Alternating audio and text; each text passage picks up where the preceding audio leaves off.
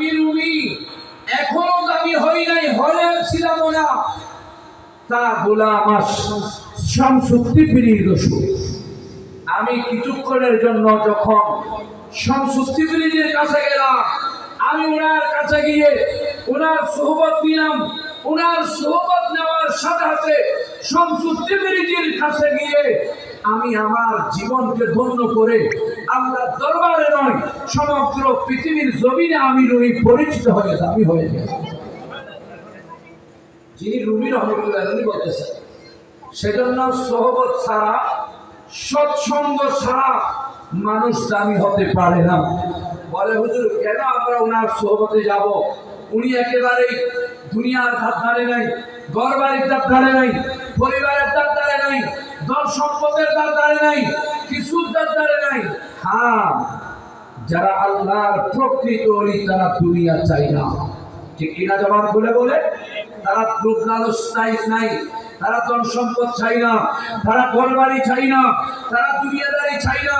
তারা একমাত্র চায় আল্লাহর সন্তুষ্টি, রসুল পাকের মহব্বত, ভালোবাসা। সেজন্য আমিনুর রহমান শাহ রহমতুল্লাহ আলাইহি উনার জীবনটা এমন ভাবে অতিবাহিত করেছেন, নাই সন্তান সন্ততি, নাই পরিবার, নাই ঘরবাড়ি, নাই জায়গা জমি আছে কিন্তু ধারে নাই। কারণ উনি তো জায়গা জমি চাই নাই যেখানে দুনিয়া আছে, পরিবার চাই নাই যেখানে দুনিয়া আছে, সন্তান সন্ততি চাই নাই যেখানে দুনিয়া আছে। যারা আল্লাহর ওলি তারা দুনিয়াকে তরক করে আখিরাতকে তারা খুঁজতে থাকে। জোরে বলি সুবহানাল্লাহ।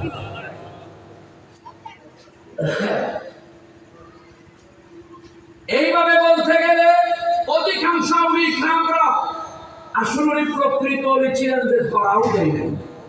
যারা প্রকৃত আল্লাহর ওলি তারা ধরা দেয় না, পরিচয় দেয় না, গোপন রাখে। আমি প্রায় সময় এখানেও বলেছি, যেমন নাকি জন্নুল মিশরী রহমতুল্লাহ আলাইহি 12 বছর আরেকজনের করে গরু ছাড়াইছে। ভাবারা ভাইয়া, এমনকি গরুর জন্য ঘাস কেটেছে 12 বছর। গরু ছাড়ানোর কারণ হলো যেন তাকে কেউ চিনতে না পারে তিনি আল্লাহর ওলি। দেখেন নিজেকে কিভাবে রাখছে। যারা ডাকডুল পিটাই, আমি বড়, আমি অমুক, আমি থমুক, ধারাল লাগাইয়া দেয় অমুক বড়, অমুক সমুক, কিন্তু তারা প্রকৃত ওলি নয়। যার ওলিগিরি হজম করে ধৈর্য ধারণ করে লুকাইয়াছেন তিনি হলেন ওলি। যিনি দুনিয়ার ধারে নাই, দুনিয়াকে একেবারে ছেড়ে দিয়েছেন, আখিরাতের চিন্তা করেছেন, তিনি হলো আল্লাহ। জন্নুল মিশরী উনি একেবারে আরেকজনের গরু ছাগল ছড়াইতেন, শুধু বাহানা একটাই, যেন কেউ তাকে চিনতে না পারে, যিনি যে আল্লাহর ওলি কেউ যেন বুঝতে না পারে। দিন হলে গরু ছাড়াতেন, গরুর জন্য ঘাস কাটতেন, তাকে সবাই অমুক বান্দাররা কাল গরু ছড়াও বাচ্চা আমার সে বলে চিনতে পারে।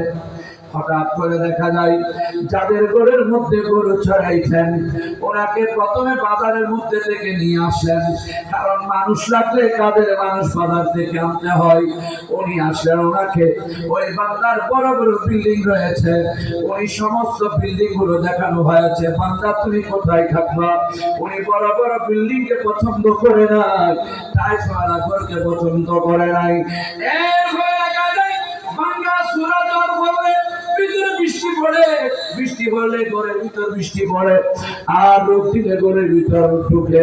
এরকম ভাঙ্গা সঙ্গা একেবারে জীর্ণ শীর্ণ একটা করে রেখে নিয়েছেন। বাবা, আমি তোমার ভালো করে থাকবো না, আমি আপনার এই ভাঙ্গা সুরা ঘরের মধ্যে অবস্থান করব। আশ্চর্য মালিক, আপনাকে এত বড় বড় দালান কোঠা দেখাইলাম, টাইসের করে দেখাইলাম, কিন্তু আপনি এই ছোট ভাঙ্গা সুরা ঘরটা কেন নিয়ে এভাবে পছন্দ করলেন? ব্যাপারটা কি? কারণটা বুঝলাম না। বলে আমি আপনার ভালো করে থাকলে আপনি ভাড়া দিয়ে যে ইনকাম করতে পারবেন সেটা করা হবে না। আমি তো আপনি আমার মুনিব, আমি আপনার চাকর, সুতরাং চাকরের কাম মুনিবের লাভ করে দেব। জোরে বলেন সুবহানাল্লাহ। দিনের বেলায় ছাগল চড়াইতেন, গরু চড়াইতেন, গাছ কাটে আনতেন, সারাদিন মুনিবের কাজ সেবা করতেন। রাত হলে আল্লাহর ইবাদতে মশগুল থাকতেন।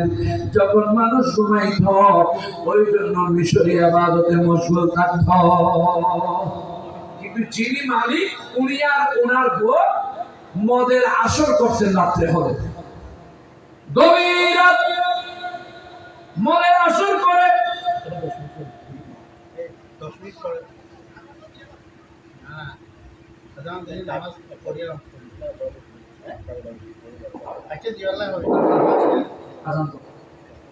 والسلام عليك سيدي يا رسول الله، والصلاة والسلام عليك سيدي يا حبيب الله، والصلاة والسلام عليك سيدي يا شفيع المذنبين، والصلاة والسلام عليك يا رحمة للعالمين. الله أكبر.